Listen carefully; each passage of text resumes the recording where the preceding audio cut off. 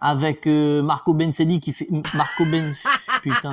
Nos Français finissent respectivement... 3, 4. Fabio Di Giorgio...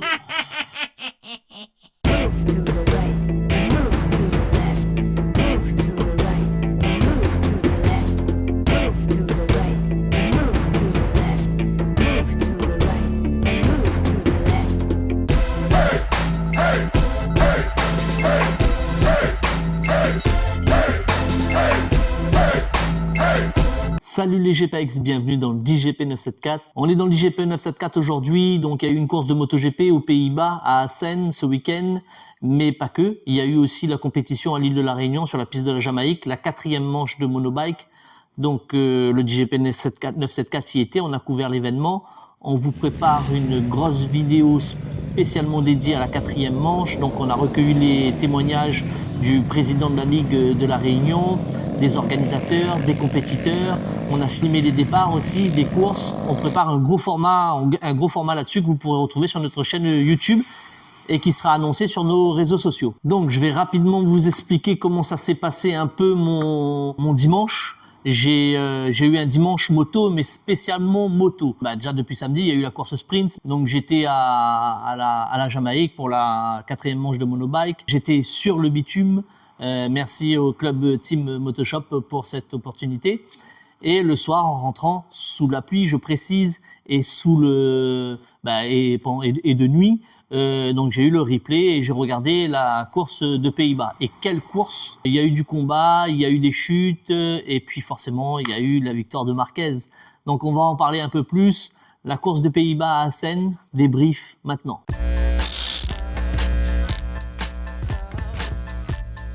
Les GPX, donc comme d'hab, pensez à vous abonner, à liker et surtout à mettre des commentaires pour qu'on puisse y répondre et avoir vos avis sur le MotoGP. Pour la course de MotoGP de Pays-Bas à Assen, le départ était bien pris par Francesco Bagnaia. Fabio, qui était en pole position, qui avait signé la pole position ce week-end, a complètement raté son départ. Et il se place 4e après avoir évité Morbidelli, qui a fait un mini high side. Tout de suite dans le premier tour, on a la chute de Ayogura et Miguel Oliveira, et on a Marco Bezzecchi avec son Aprilia qui fonctionne très bien, qui attaque Quartararo pour la 4e place. Ça a été une course très animée au départ, mais ça a été aussi une course très compacte sur les 5-6 premiers tours.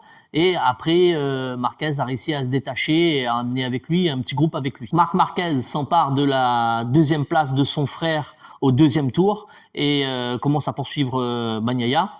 On sent que Marc Marquez, malgré que Bagnaia arrive à imposer du rythme, Marc Marquez arrive totalement à suivre et à le rattraper. Dès le premier tour, on a un Fabio Quartararo, donc malgré sa pole, qui rate son départ, qui va perdre rapidement des places et qui ensuite ne reviendra pas au rythme des premiers, des leaders, qui finira sa course quand même dans le top 10. En parlant de Fabio Quartararo, on a eu les 70 ans de Yamaha qui ont été célébrés par une livrée spéciale, donc rouge, noir, et qui rappelle la R7, l'YZF R7 de Yamaha de 1999.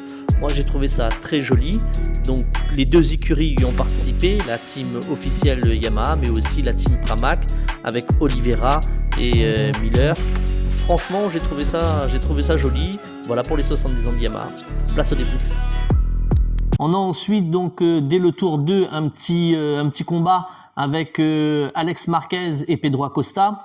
Donc Pedro Acosta sur Alex Marquez et ensuite Alex Marquez sur Pedro Acosta, et ceci va créer donc une petite touchette, mais suite à cet accrochage, Alex Marquez donc va chuter et ne pourra pas remonter sur sa moto. Parce qu'en fait il s'est fracturé la main. À partir du 5e tour, il y a Marc Marquez donc qui va prendre le leadership de la course, qui va plus du tout la lâcher. Bagnaia, lui, il va pas réussir à s'imposer et à suivre le rythme de Marquez. Au 6e tour, on continue avec les chutes. Donc ça va être la chute de Fermin Aldeguer et de Joan Mir. On a un Marco Bezzecchi qui est très en forme au guidon de sa Aprilia. Donc ça soulève la question: Pourquoi est-ce que Martin veut quitter Aprilia, dans la mesure où ça fait déjà quelques MotoGP où l'Aprilia démontre qu'elle a totalement la capacité de concurrencer les Ducati, les frères Marquez, donc avec un pilote comme Bezzecchi. Normalement, Jorge Martin, qui est donc champion actuel, devrait sur une Aprilia proposer beaucoup plus offrir un plus grand panel de pilotage et pouvoir jouer les victoires avec Marc Marquez.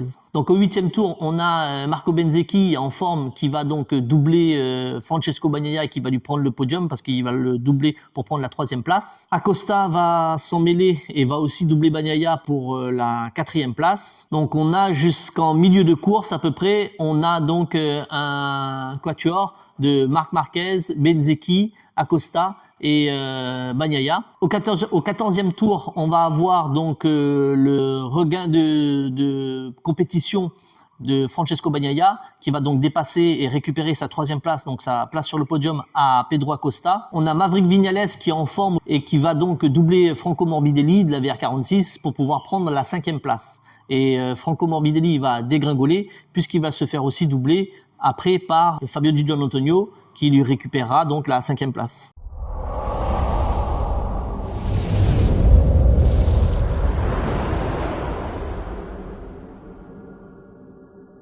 Fabio Di Giannantonio qui avait un excellent rythme en course, donc va finir par doubler son pilote, son collègue Franco Morbidelli pour la 6e place. Donc excellent rythme de Fabio Di Giannantonio qui à un moment donné avait le rythme des leaders, voire même au-dessus, mais comme il n'arrive pas à se qualifier à une place beaucoup plus intéressante sur la grille de départ, il n'arrive pas du tout à jouer le devant de la scène. La course finit par la victoire de Marc Marquez, leader au championnat, et qui écrase la concurrence avec la chute de son frère et Bagnaia qui finit 3e. On a en 2e Marco Bezzecchi qui a fait une excellente course et qui performe sur ses derniers GP avec son Aprilia. Et on va clôturer le podium avec Francesco Bagnaia qui a quand même lutté et a réussi à tenir sa 3e place sur le podium. Nos Français finissent respectivement 10e et 12e. Quartararo finit 10e et Johann Zarco finit 12e. On peut dire que les Français sont un peu dans la difficulté. Zarco joue plus les top 5. Fabio Quartararo joue à peine les top 10. Il finit 10e. Les Français sont en difficulté sur la fin de la première saison. Ça nous donne un classement général de Marquez qui est toujours donc leader et qui accroît son avance face à son frère qui est 2e et à Francesco Bagnaia qui est 3e. Donc Johann Zarco est 7e, il a perdu des places, il était 5e à un moment donné et Fabio Quartararo n'est même plus dans le top 10. Viñales vient de rentrer à la 10e place. Voilà pour le classement général. On précise aussi que c'est la 68e victoire de Marc Marquez, donc il égale le record de Agostini qui avait 68 victoires en MotoGP, toutes catégories confondues. Et il est encore loin d'égaler Valentino Rossi, mais je pense que l'affaire suit son cours et qu'il est bien parti pour. Qu'est-ce que vous avez pensé de la course? Qui sont vos pilotes préférés?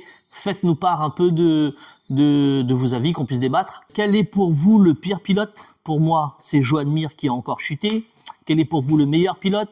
N'hésitez pas en commentaire à nous dire tout ça, à nous faire un retour. On prépare une énorme vidéo pour la 4e manche de monobike à la Jamaïque.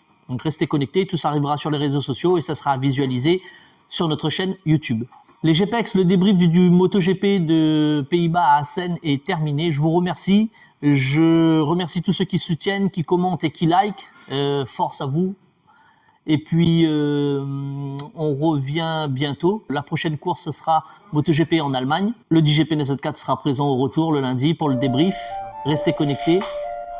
N'oubliez pas, le DGP 974, c'est fait par des Réunionnais pour des Réunionnais.